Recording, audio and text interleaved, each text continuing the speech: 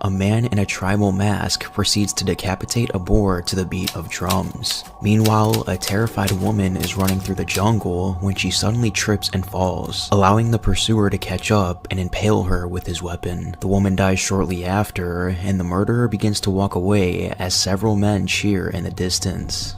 Shortly after, a large yacht stops near Emerald Beach at Sonido de Tortuga Island, while Takeru Taminaga, assistant director for the Japanese-American reality show Idol Survival, watches as the production crew begins to unload filming equipment into the lifeboats. As the crew sets up base camp, Takeru is distracted by the model Yuki Mayu, and has a flashback when he met her several months earlier back in Japan.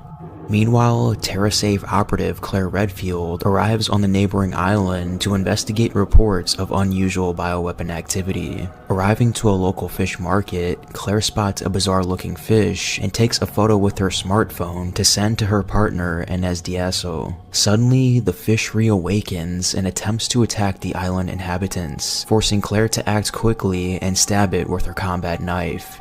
During this, Inez takes a boat to another nearby island and sets off to find a schoolgirl named Marlulu Mabao, as she may have information about the dangerous fish creature Claire found. Back at the beach, Takeru is approached by rookie actress Julie, who asks if he has seen another model named Coco, as she has been missing ever since morning. Unaware of the disappearance, Takeru decides to find the director and let him know about Coco. On his way, he passes by the comedian named Crazy Alexander, who slams his teddy bear suit on the ground after refusing to wear it for the show. Right after, program director Matthew Espinoza shouts at Takeru for a lighter, to which Takeru responds by asking if he knows Coco's whereabouts. Just then, supermodel Laura Bierce walks by and reveals that Coco seems to have a bad drinking habit, having previously seen her dizzy and passed out on the beach the night before. Matthew then calls in the show's survivalist advisor Brown Anderson to begin looking around, while Takeru sets off to begin location scouting.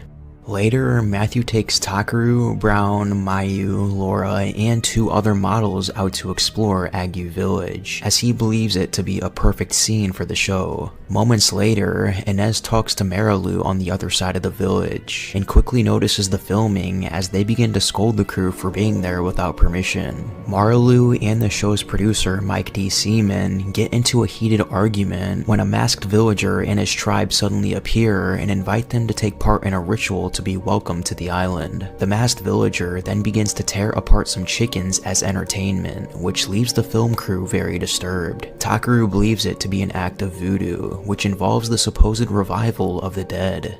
Later that night, Takeru proceeds to investigate the jungle with a flashlight when he suddenly finds a woman that he quickly realizes to be Coco. However, she turns around and reveals herself to be a zombie as she begins to chase him out of the jungle. Once outside, he bumps into Laura and Mayu, beginning to warn them of a creature in the woods. However, once Laura sees nothing with her flashlight, she proceeds to slap Takeru and walk off while threatening him. Mayu then takes his hand and invites him to a party being held nearby. Back in the jungle, one of the masked villagers grabs Coco and carries her back deeper into the island.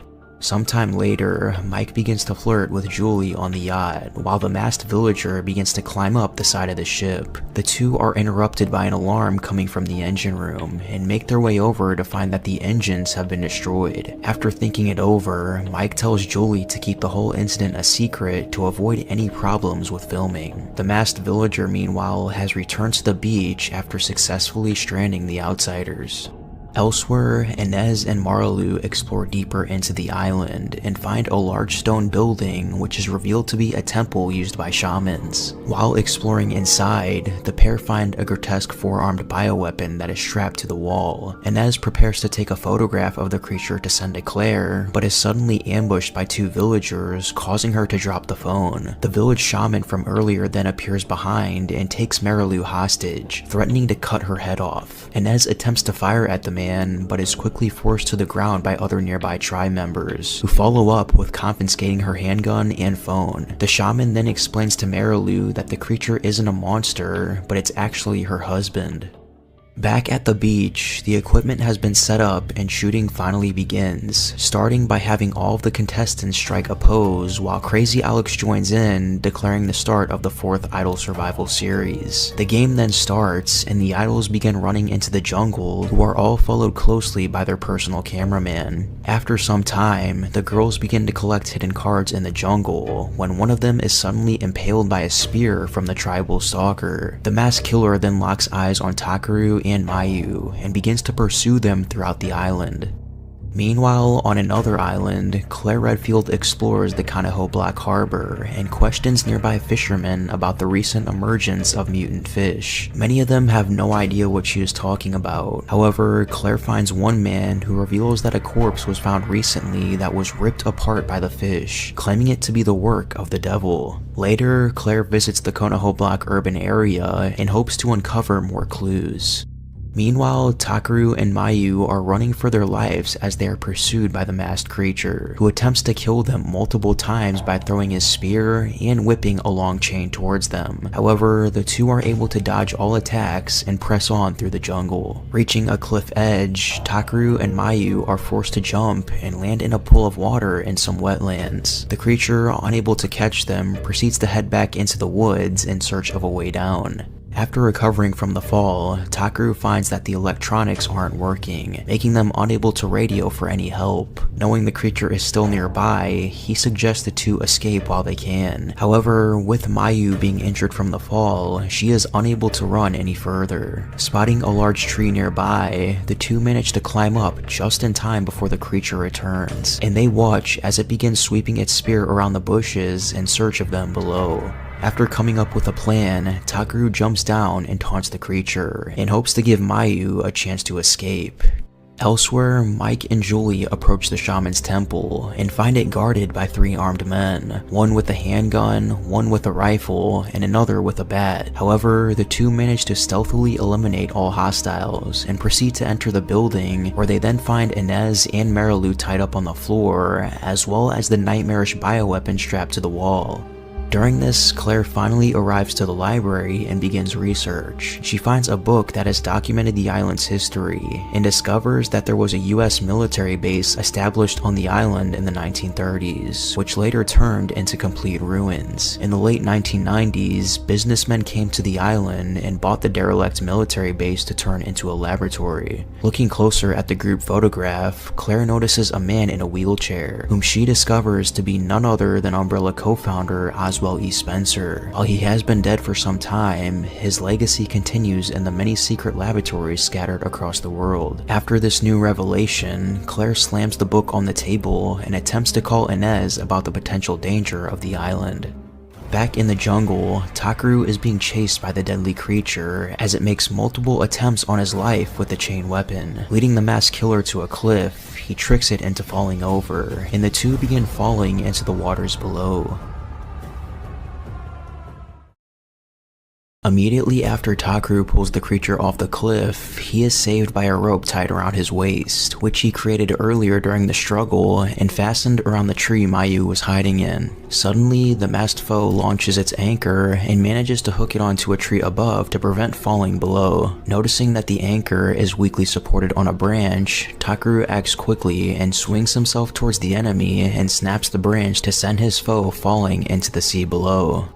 Elsewhere, Mike and Julie explore inside of the temple hall, where Inez and Marilu still lay bound on the floor. The shaman watches close by as Inez receives a phone call from Claire. Startled by the sound, Mike and Julie look over at Inez, who awakens and calls out to Claire. Mike begins to mock her, and he reveals his plan to release the bioweapon in the temple and let it run rampant to slaughter the entire television crew as it is broadcasted to the world. Upon activation, all of the binds securing the bioweapon in place unhook from its body, and it falls to the ground. During this, Mike continues to gloat about his plans, and brings up the reason for producing the Idol Survival reality show. Since there are so many cameramen around the island, their deaths will provide more than enough footage to advise bioweaponry for foreign terrorists. As the weaponry is relatively cheap for the black market, he hopes it will be a success, and points out he was paid considerably for his services. Suddenly, the shaman arrives angered and begins to lash out at them for stealing his supposed wife. He then uses a certain key phrase that allows the bioweapon to begin moving. Realizing he has walked into a trap, Mike tries to halt the computer program and force the creature back to sleep. However, the shaman reveals that it's impossible to manually override it. Unable to halt the creature, it activates the propeller on its arm and slices Mike to shreds. Julie uses the chaos to flee from the temple and escape into the jungle. Inez meanwhile manages to free herself from the rope bindings and wake up Marlu. After retrieving her smartphone, she activates the SOS and Track Me features in hopes of getting through to Claire. Right after, the creature rushes towards her and Marlu, knocking away the phone in the process. Inez then draws her weapon and fires multiple rounds at the creature as it dashes towards them with its deadly propeller weapon.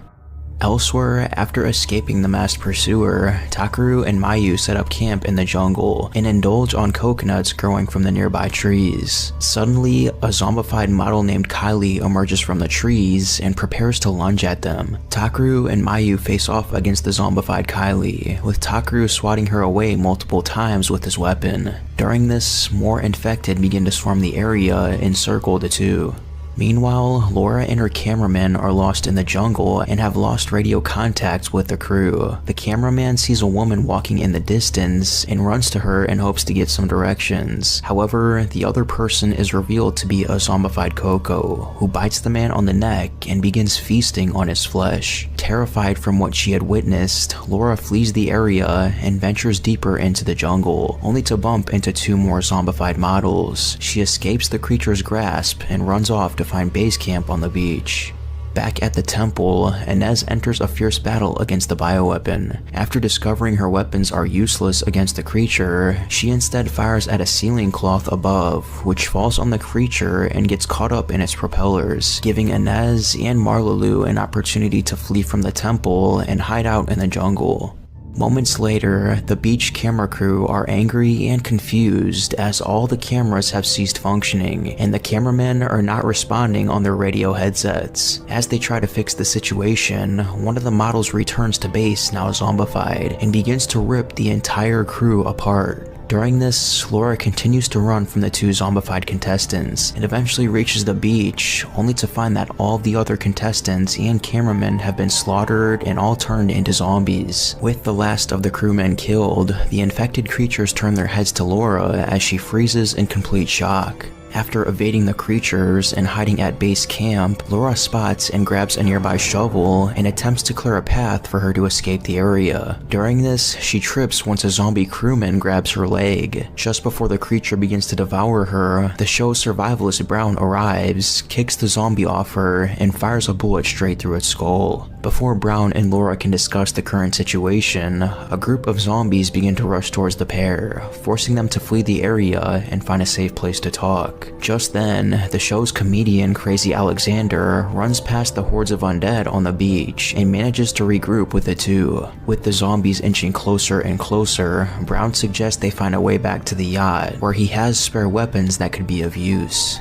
Elsewhere in the jungle, Takeru and Mayu are on the run from the zombies again. After some time, the two spot a cave and are forced to flee inside after being boxed in by the creatures. While exploring the area, they investigate a light in the distance to find a group of zombified villagers working underground.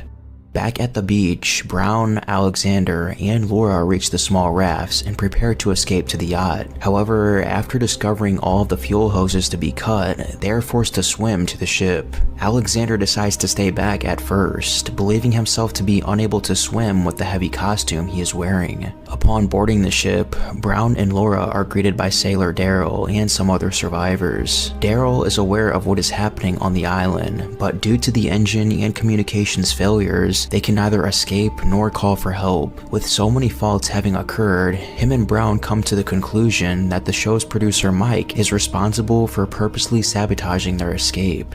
Just then, Alexander climbs onto the ship and has brought a horde of zombies with him. Now running out of time, Brown, Laura, and Alexander race into the ship to collect the spare weapons, being a revolver, a submachine gun, and a shotgun. Returning to the deck, Brown fires his submachine gun at the first zombie, forcing her back into the water. However, over a dozen others take her place and quickly overtake the ship.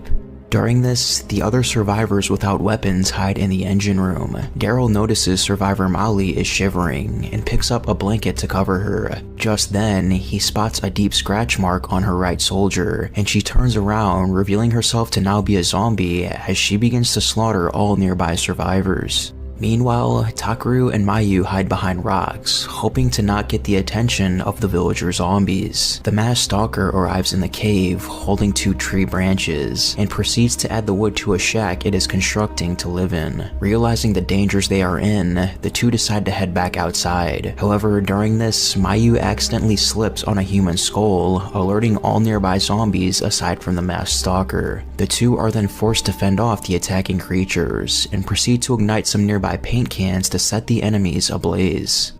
Back at the yacht, Laura, Brown, and Alexander continue to fend off the zombies. However, they are running out of ammunition. After the creatures overrun the deck, the trio are forced to climb to the top of the ship and make one last stand. Once the zombies follow them up the ship, Alexander concludes that there is no chance of survival and decides to shoot himself in the head instead of getting eaten by their pursuers. Distracted by this tragic moment, Brown is dragged away by the zombies. Laura, meanwhile, runs out of ammunition and decides to jump off the ship into the waters below, still determined to live on. An injured Brown follows close by, and the two swim to shore and escape the area. Shortly after, Claire calls her brother Chris, requesting that he aid them in bioweapon extermination on the island. However, he is unable to assist at the moment as he is caught up in a different mission with the BSAA to deal with an unknown powerful opposition, and instead sends another team led by Parker to assist her. Claire then gears up and sets off to the island in her next mission against bioterrorism.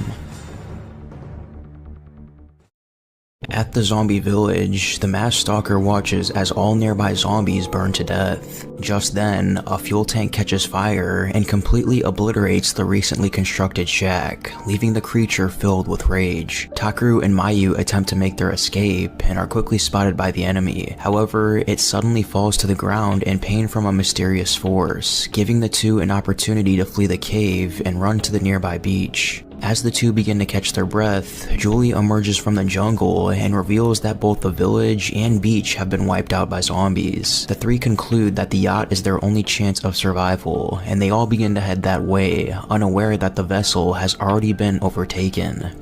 Meanwhile, an exhausted Laura and Brown reach the beach after their dramatic escape from the ship. Expecting another zombie attack, Brown begins to set up traps nearby. Shortly after, Takeru slips and gets caught in one of the traps, sending him into the air with his leg fixed to a rope. The two parties then regroup, where Laura gives them the bad news about the yacht, with Brown adding that their only chance for survival now is to set up a fortress before nightfall, and so the team gets to work quickly and builds their defenses. They start with collecting wood from the beach to use as the base for a shelter and lookout post. Rope is then wrapped around the perimeter with tin cans attached to alert them of incoming zombies. Rope traps are also made around the perimeter to pick up the creatures. At night, once the base is complete, Takeru begins to craft a spear for use as a weapon. When asked how he knew so much about survival tactics, Brown reveals that he used to serve in the BSAA, but left after an incident in Africa 5 years ago, in which all of his comrades were killed.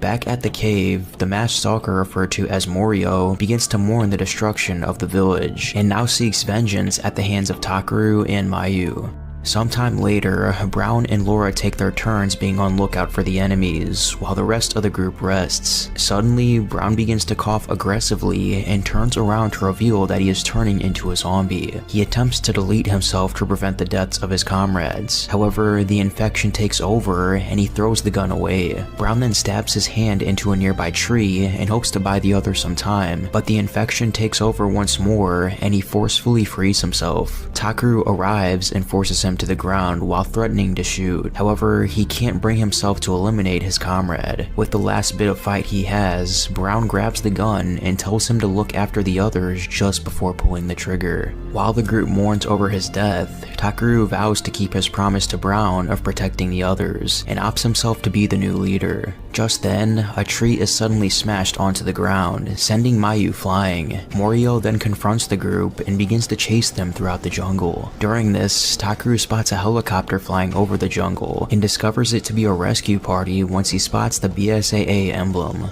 Elsewhere on the island, Inez and Marlu have set up camp and discuss the tragic events that have occurred. The conversation is cut short when the bioweapon from the temple returns ready for another battle. After running out of ammunition, Inez is forced to fend off the creature with hand-to-hand combat while avoiding the propeller blades fixed to its arms. After some fancy maneuvering, Inez manages to climb on top of the creature and stabs it through the back of its head. Now furious, the creature charges at full speed towards Inez. She tries to evade the attack, but is unfortunately a little too slow, and suffers a major injury to the left shoulder as she drops her knife. The creature goes in to finish her off, but Marlu returns and stabs the back of its leg with a knife. It then directs its attention to Marlu, however, just before it can land an attack, the BSAA arrives just in time and fires at the enemy. The soldiers begin to drop down by rope, while others provide fire support in distracting the bioweapon. Claire arrives and treats Inez's wounds while providing her with more ammunition to defend herself. Agent Parker lands moments later and regroups with the others as they watch the bioweapon jump in the sky and decimate one of the helicopters with its propeller blades, killing one of the teams in the process. With a full squad on the ground, Parker leads the fight against the creature, and after slowing it down with their firepower, a reinforced metal capture net is thrown in hopes to halt their foe. During the ongoing fight, Takeru and his group run out from the trees and confront Claire, begging for her help. Morio follows close by and launches his weapon at Claire. The creature then determines that the BSAA soldiers are the strongest and is determined to kill them first. As Morio begins to impale the troops one by one with its spear, the other bioweapon manages to break free from the net and continue attacking the others. Parker orders Claire to take the civilians away while he slows down the two bioweapons and hands her a map so they can get to safety. During this, Marlu is being chased by Morio and is ultimately confronted by the creature face to face when she falls. However, just before it can impale her, a major headache prevents the attack, giving Parker the opportunity to jump in and save the girl. As Takeru and his group flee the area, they grab several weapons and supplies from the deceased soldiers and set off with Claire to an apparent safe house. Meanwhile, Parker engages in battle with Morio and begins to fire multiple rounds at it. However, after deflecting all the bullets with its anchor, Morio charges at Parker and slams him into a nearby pillar, severely injuring him in the process. Just before the creature can finish him off, the propeller blade bioweapon arrives and engages in battle with it. Sometime later, Claire and the others reach the ruins of the apparent safe house and take an elevator down below to an underground umbrella laboratory. Based on information she has recently acquired from BSAA headquarters, Claire reveals that Spencer had this facility built after the 1998 Raccoon City destruction incident. Once they reach the bottom, Julie whispers into a microphone attached to her earring, telling her operator that she has found the lab they were looking for.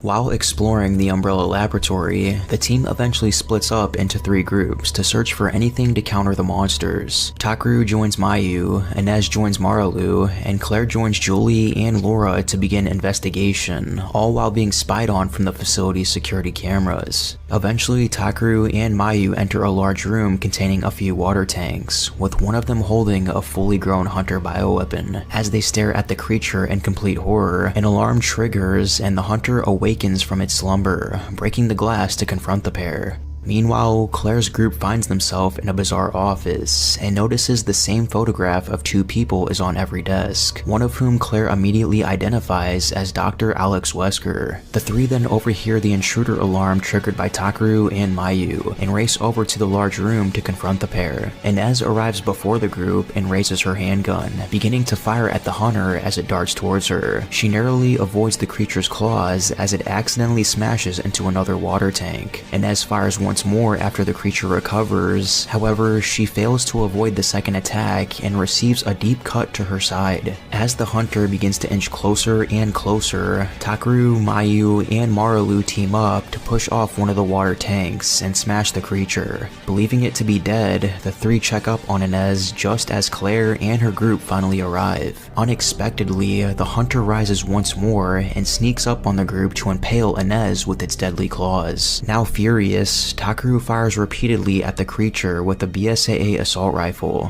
finally killing it for good. As Inez lay dying in Claire's arms, she demands that Claire and the others survive the nightmare just before tragically passing away. As they grieve over her death, the masked shaman suddenly appears and threatens that they will all be joining Inez soon. He begins to explain that the island is a testing ground and how he developed a research experiment dubbed the Kodoku Plan, with the goal of creating the strongest living creature. After creating dozens of their bioweapons, the scientists would have each of them fight to the death in order to find the strongest. The mutant virus strain within the body of the survivor was then extracted, and one of the island residents was infected with the virus to become the ultimate life form. This creature, dubbed Morio, was programmed to kill all strong hostiles and prevent their escape. He then reveals that he took his shaman appearance in order to trick the island natives into willingly taking a dose of the special virus. Finally, the shaman reveals his true identity as Alex Wesker's subordinate Dirk Miller. As he takes his mask off, Claire recognizes him as the man photographed with Alex. Dr. Miller then reveals that the creature dubbed Morio was able to escape from the researchers into the jungle. Recognized as a failure, the researchers had to abduct a second individual to use as a host, which ultimately led to the propeller-bladed creature. Just then, this bioweapon enters the large room to confront Claire and the others.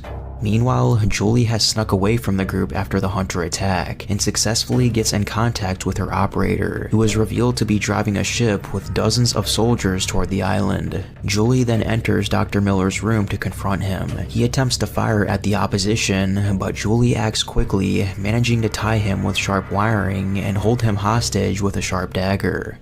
During this, the propeller bioweapon begins a fierce battle with Claire and the others. With the door sealed, the group's only chance of escape is with the air ducts above. After the team formulates a plan, Takeru and the others begin to distract the creature, while Claire sneaks up behind to climb up the enemy and jump into the air ducts. Claire then begins to look for a way to escape, while the others buy her some time. During this, Claire hears the scream of Dr. Miller as he is being held hostage by Julie, and proceeds to head in the direction of the noise. Climbing out of the vent, she finds herself in Dr. Miller's office, but doesn't see anyone inside and is completely unaware that Julie is stalking her. Believing herself to be free from harm, Claire uses the nearby computer to open the door in the large room, giving the others an escape route. However, before they can leave, Laura begins to suffer severe pain. She then remembers attempting to resuscitate Brown earlier, and realizes that she might be infected with the virus. Just then, Morio storms into the room and begins a fierce battle with the propeller bioweapon. With both creatures distracted, Takeru and the others carry Laura out of the room and begin to search for Claire. Realizing she is infected, Laura storms off to go on her own. Takeru chases after her, while Mayu and Marulu head off to look for Claire, and eventually find her still in Dr. Miller's office. The three begin to watch as the two bioweapons brawl to the death, with Morio ultimately prevailing as the victor once it beats its opponent to a bloody mess with its anchor. The computer recognizes Morio being the final surviving specimen and asks for one of the researchers with S-level security clearance to proceed to the next step of the experiment, at which point Dr. Miller falls out of a cabinet after being pushed by Julie. Meanwhile, Takeru continues searching for Laura on his own, and eventually finds her in an abandoned room shivering on a chair and beginning to cry as she slowly mutates. Laura begs Takeru to fire as she wants to die as a human. However, once he fails to comply, she begins to fully mutate into a zombie, and Takeru closes the door on her as he begins to tear up. Once outside, he wipes his tears while remembering the promise to Brown, and sets off to find the others. Elsewhere in the office, Claire and the others look over at the body of Dr. Miller. Julie suddenly walks into the room and shoots a wire out of her bracelet to steal Claire's gun out of her hand. Claire draws her knife ready to fight, however Julie quickly gains the upper hand with her impressive speed and combat skills, managing to disarm Claire and slam her to the ground. Julie then holds the others at gunpoint while dragging Dr. Miller to the computer's face scanner in order to activate S-Class security clearance. With the machinery preparing to extract the virus from Morio's body, Julie has no further use for Dr. Miller and proceeds to snap his neck. As Morio is held down and electrocuted for the virus extraction, Julie begins taunting Claire while explaining the truth about her mission, revealing that she was a spy that was recently hired on behalf of Shangya Pharmaceuticals to locate Umbrella's research data that has been left unclaimed by other bioweapons manufacturers. The show's producer Mike had his own goals and wanted Julie to help him, but was completely unaware that she was a double agent that just pretended to act as his subordinate. After revealing the truth, virus extraction is completed, and she grabs the sample while dragging Claire on the floor, claiming a single drop of the virus to be tens of millions of dollars. Meanwhile, Shangya's mercenaries finally arrive at the beach and begin to eliminate all zombies in their way. Their work is made a lot easier thanks to the experimental zombie jammer devices they carry, designed to blind zombies with the use of electromagnetic waves. Back at the lab, Takaru enters the office to find that Julie has taken Claire and the others hostage. Before he has the chance to fire, Julie dashes towards Takaru and forces him to the ground while disarming him. Claire tries to grab the weapon, but is kicked repeatedly to the floor. Julie then kicks Takaru one last time, knocking him out in the process.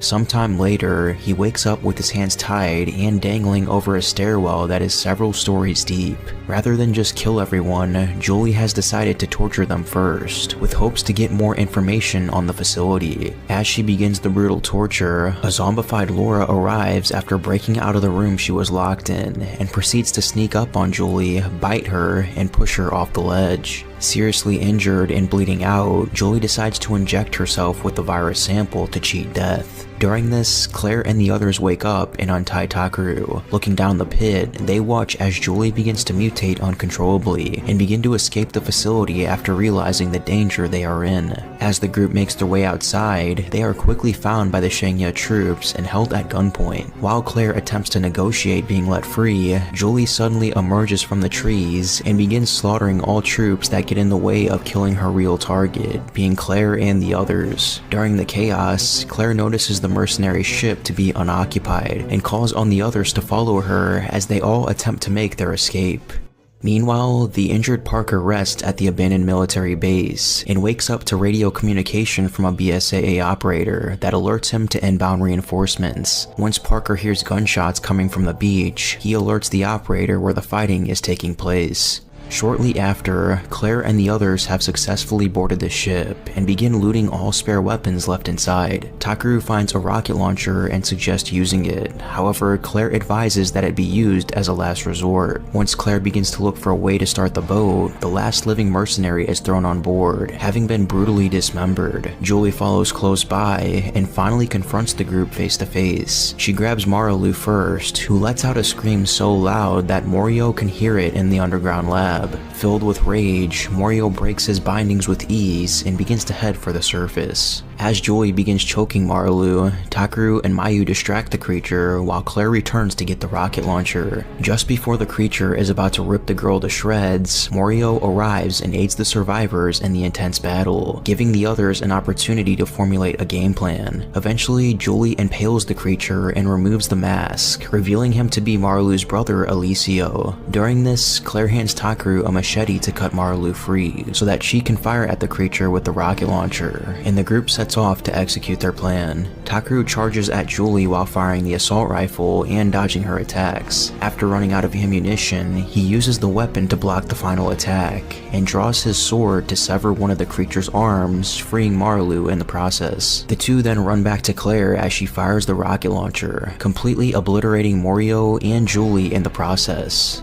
An injured Parker then arrives at the beach with some BSAA helicopters, and they prioritize rescuing the injured Claire and Marilu first. As Takeru and Mayu watch the first helicopter fly away, the two hold hands and reflect on everything that has transpired since they have visited the island. Once the other aircraft is ready, the two board the plane and prepare for takeoff. Suddenly, one of the pilots is slaughtered by the hands of Julie, who has somehow managed to survive the blast and is still intent on killing the survivors. As the creature goes in to stab Mayu, Takeru jumps in between just in time to endure the attack and cut the tentacle before he can be pulled away. The other BSAA soldier orders the two to stay in the helicopter, while he runs out to deal with Julie, who proceeds to lock on him as he aims his weapon at her. Once the creature impales him with multiple tentacles, he proceeds to dismember all the limbs with his knife just before falling to the ground. Takeru then takes it upon himself to kill Julie and picks up a grenade as the creature turns her attention back to the helicopter. The two jump out of the aircraft as Julie forces herself in and proceed to run for their lives. However, Julie catches up quickly and manages to wrap a tentacle around Takeru and pull him in. The enemy hoists Takeru in the air, giving him an opening to force the grenade down her mouth. However, Mayu suddenly returns to sever the tentacle with a machete, freeing him in the process. As Julie turns her attention to Mayu, Takeru remembers the hole him and the crew dug in the beginning and quickly formulates a plan to defeat the creature. After saving Mayu from the incoming attack, Takeru pulls the grenade pin and tosses it in the creature's mouth, followed up by a stab to the enemy's face with his machete. As Julie is obliterated from the explosion, Takeru and Mayu jump into the pit that was built just before shooting began. Now that it's finally all over, the two cheer each other up and share a kiss before escaping the island.